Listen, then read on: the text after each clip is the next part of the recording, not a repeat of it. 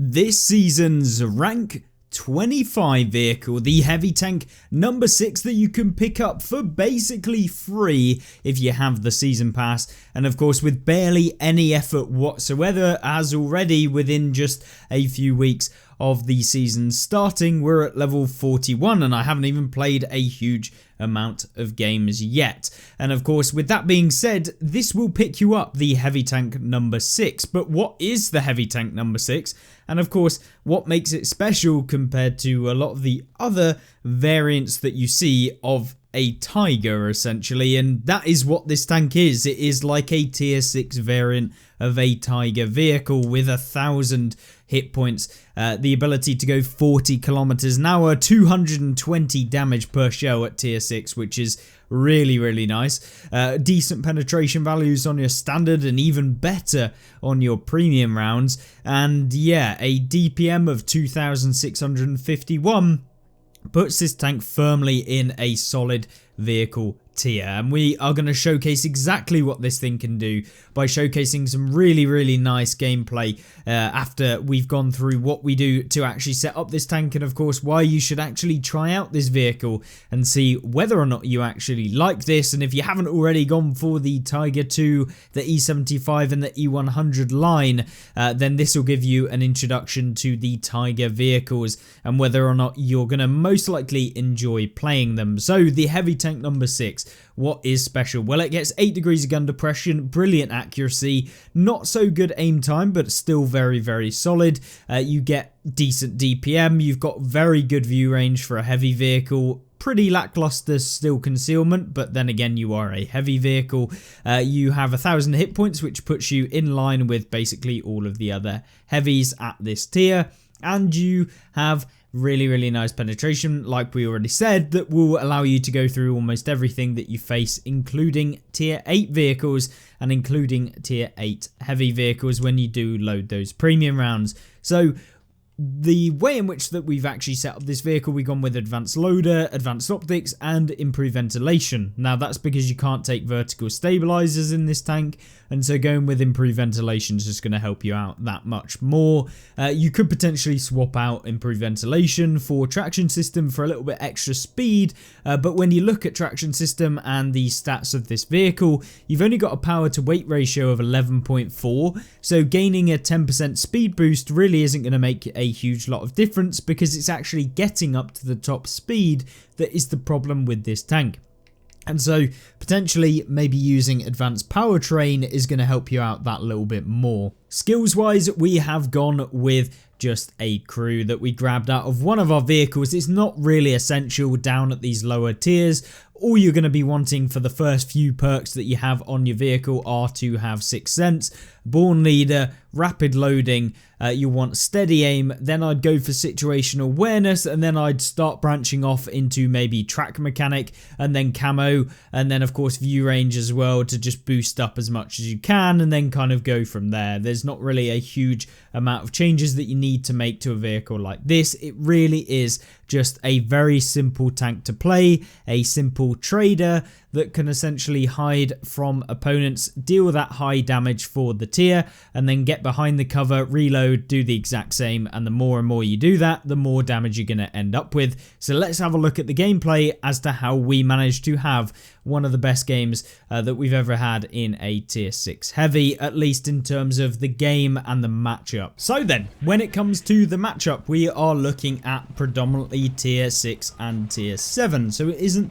the worst that you could possibly get in this tank. However, what it is a map that is kind of dependent on going into a position where the enemies go, and unfortunately during this game we come up against the tanks that you don't want to be seeing when you're in a tank that is reliant on being able to churn out damage constantly in order to get a decent amount of damage, in a tank that doesn't particularly have the best concealment, so you get spotted, and when you do get spotted the tank doesn't particularly have any armor. So when you combine all of that together and you find yourself in the position that we're in this game in just a second, yeah, you can find yourself getting removed rather quickly, but you can counter it and make a good play when you are thinking about playing a vehicle like this. So that's exactly what we're going to try and do in this game. So without further ado, I wanted to ask you guys exactly what you thought of this tank. Have you tried it out? Have you given it a go? Have you thought it's garbage? It would be interesting to see what exactly you think this tank is actually going to be like in the game. It will be interesting, yeah, for sure, to see what you think. But with that being said, of course we've come into the middle position here. Now this is a good position usually because other heavy tanks are going to make their way over to this location. Now we are getting targeted by artillery, which tells me that the artillery is probably waiting for us to come around the corner. So what do? Well, we don't go around that corner. Instead, we go for a shot on the AMX 178B, and of course it only ends up hitting the wheels because wheeled vehicle. And yeah, not ideal, the AMD getting away with that one, but 118 spotting damage so far. And as you go through this game, you'll find that that view range really does come into effect when you start to go into the middle stage of the battles and the longer end battles where you're actually looking at those 10-minute games where you're having to try and carry the game and when things don't go particularly too well for you. So straight away we find ourselves into a position that is quite unique. Not very often do the enemy team make a pretty hard move over to the north kind of western side of this map into the town. It's very rare that they usually go as far as they do. Now you can see here the KV-3 actually fired, which allows us to get one shot into him, and I'm playing quite passively here because I don't want to do anything silly in going out after the KV-3. So what we do is we just wait for our team to start pumping him, and you can see there he gets removed from basically full health, putting us up to 1300 assistance damage. This is the sort of things that you want to be doing in this tank. You can't really take hits. The armor doesn't really work in that case, and of course when you do use it in this sort of way, you're going to find yourself much better off. You don't want to be taking hits, and avoiding damage is the key to success when you're playing a tank like this. Now notice in this game I'm doing something in particular, which is reversing backwards right now. Well, why is that? Well, I don't necessarily have to reverse backwards, but because we are kind of in that position where essentially if I get spotted right now, which is a entire possibility in this game, I could get removed very, very, very quickly. So what do? Well, we're going for some shots onto the opponents. We get quite lucky to actually track the Leo there. It was not necessarily a fully aimed shot in order to track him, although when you can do that then you should, and often we do try and do that, but yeah, actually getting lucky for once in this game and it working out. But so far up to about 3.1 thousand combined damage in a tier 6 heavy is very good. I don't think anyone is going to complain, especially with how much assistance we actually got in this tank.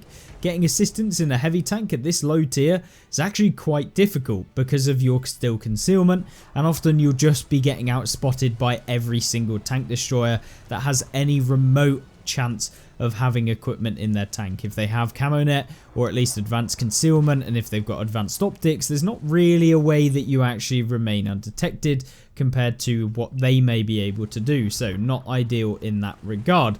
But what we do have to do here is be very, very careful. You can see we do get finally spotted, and there you go. Here's the first opponent to deal with, and of course we back up into this guy, and then it ends up missing, and then he's got a decent reload. So what do we do here? Well, we go for another one on him, and then he gets taken out pretty easily. We go forward now because I don't want to get hit by the arty. But we're in a bad spot here. We've got guys that are shooting me from the front, and we're getting artilleried from behind. Oh yeah, not very good at all. And we're down to 69 hit points. You can see that when you do get spotted in this tank, you take a ton of damage. The enemy artillery actually misses us, which is brilliant because now we can try and run away. And this is probably the bit that actually made me win the game, because if we stay where we are, we probably would survive a little bit, but we're not going to survive a lot. So what we do is we try and escape very, very quickly and get out of the way of both of these guys. The only way we can actually get into a spot that can't be hit is right here. And so we managed to do it, having bounced around there. Luckily, the round that actually hit us was 150 damage. We can tell this by the damage blocked in this vehicle, which means, yeah, we should, hopefully, if everything goes well, be avoiding any more damage in this game. but we get proxied by the light tank, and by that I mean the light tank is so close to us that the proximity detection of World of Tanks console actually allows you to spot people that are in the very close kind of range around you. You can see the little ping circle in the minimap. That is kind of your proximity detection range that you can spot people from. So we find out that it is indeed a Challenger, and it's probably got the small gun on the Challenger rather than the larger one, which is why we only took 150 block damage there.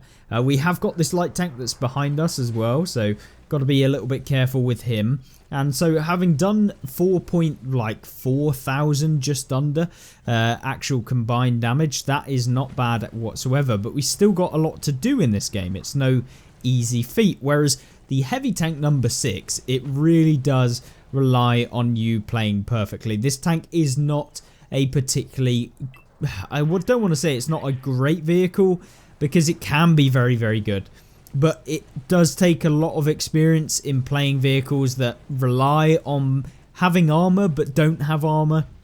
And if you've played any of the Tigers, if you've played the Tiger 1, the Hammer, any of the Tiger variants, if you've played the Citadel Tiger, if you played any of these, you'll kind of know what this tank is all about. And so what we have to do here is push. We need to get at least a couple shots into these guys who are trying to run away. We find ourselves the little creature over on the hill, and unfortunately we don't manage to get any damage. But I don't want to keep poking over here. It's potentially a little bit risky. If we do get spotted, maybe the Challenger comes around, maybe the light tank comes YOLOing over from behind us. We never really know, so we just have to be aware of our situation. Luckily, the Rover on our team is actually pushing, which allows him to actually spot these guys. The Stuart Emil is coming down the hill, which is brilliant because now we can get a few free shots. I said now we can get a few free shots. Let's not allow our teammate to get taken out, please, because I'm an absolute bot. Okay, that's a little bit better. Yeah, well, I don't think we need to talk about those couple of shots on the Stuart Emil there. Definitely wasn't bad aim, it was definitely RNG. Yeah. Either way, we managed to at least finish him off for 1 damage. Yeah, brilliant result from me there.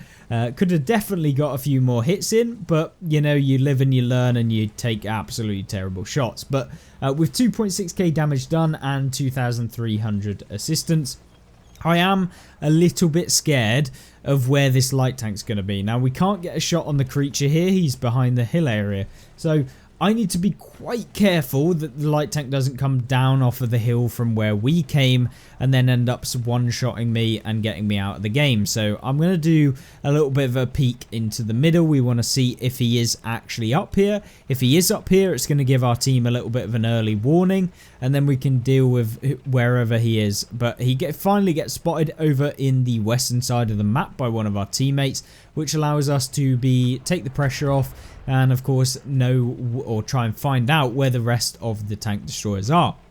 Now, we know that the creature is indeed over in their base, but there is still one other tank destroyer in this game that we have to be quite aware of if we want to try and win. And of course, when you're in this sort of situation where it could easily go either way, yeah, you've got to play quite safe. Now, with that, the enemy team are, of course, only 2 actual vehicles against 4 actual vehicles. They've got an artillery piece, we've got an artillery piece, so we're up by 2 vehicles. However, they are now starting to push because, of course, we've got in the cap circle, which has put pressure onto them. One of their team has actually got into be able to reset the cap.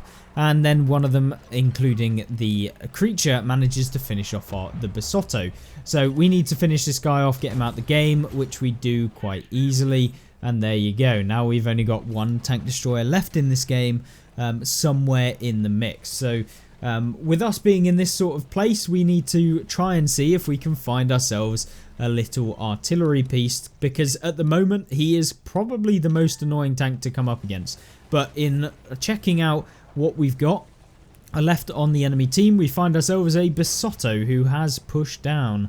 And so, yeah, now we have that proxy range. We're going to keep him spotted this entire time. The enemy artillery actually fired at our teammate here, so hopefully we can go and try and see if we can spot him, which we do. He is out in the open. We put one into the S51. However, because of the artillery changes, of course he gets like a 4-shot to be able to finish him off. He fires preemptively. Yes, we can't get a final shot into him, but we did pick up an extra 2 shots. Our teammate finished off the Basotto, and then we get a little bit more assistance in this game, picking up our grand total near 6,000 combined damage in this game, with 3.1 thousand actual damage and 2.76 thousand assistance. And yeah, it's just time to try and push towards the rest of the opponents. So you can see that the damage does build in this vehicle, but you have to play quite passively. You can't be a brawler, and when you look at this tank and see that it's a heavy, it really isn't actually a heavy tank.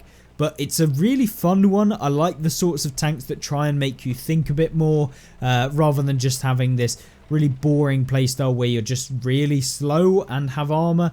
And so yeah, you just have to kind of take it as it comes and really try and win the games by thinking a little bit more and using the DPM and the alpha damage that this tank gets to win and of course have good games. So hopefully you guys enjoyed this video. That was the game. We are finally over. Victory, of course, for the win, and we come up with the MVP spot, 2.2 thousand XP within this game, 3.1k damage, 2 enemies taken out, the heavy tank number 6. A really fun one to play, a great season pass reward for level 25, and I think it is a fairly balanced vehicle, showcasing both the DPM and power of having the main armament such that it is, and also the weakness of that armor, such like the Tiger and the Tiger line that is very similar to this vehicle. Of course, the German heavy tanks that lead up to the E100. But with that all being said, hopefully you enjoyed this video. If you did, like it, and of course check out the other season pass vehicles that we've done recently, and the rare tier 6 vehicle, which is the Fury that's currently released in the game. Hopefully you'll join me in those videos, but if you don't, have a fantastic rest of the day and a fantastic rest of the week, and I will see you in the next one. Goodbye.